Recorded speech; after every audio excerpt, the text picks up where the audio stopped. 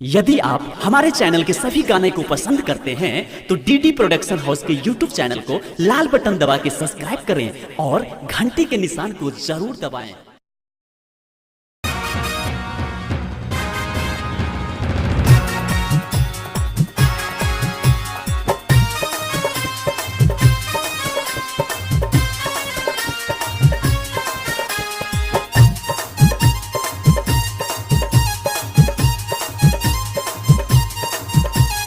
दिल हुआ दीवाना, कोई नहीं है मेरा ठिकाना, कोई नहीं है मेरा ठिकाना।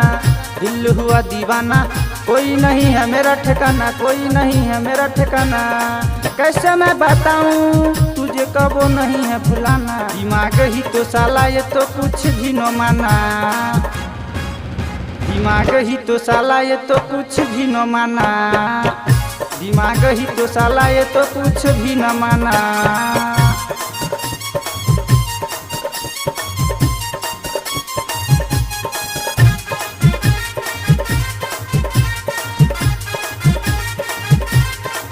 मैंने तुमसे प्यार किया था, दिल के रिश्ता जोड़ लिया था।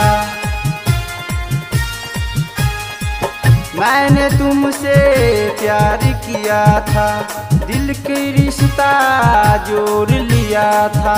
अपना बना के ठुकरा दिया, गम के मोटरी दे कर गया।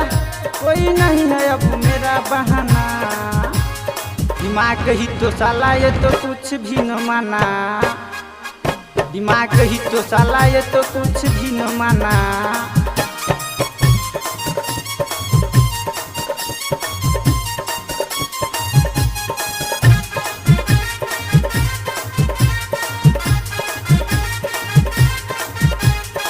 जिसको हमने सनम समझा वो तो है बेवफाई कर कर गया।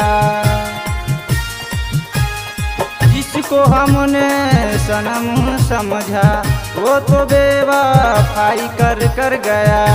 अब्दुल भाई है दूरी, कितना बताई तबाही के मजबूरी। बदनाम है राइटर दशरथ दीवाना।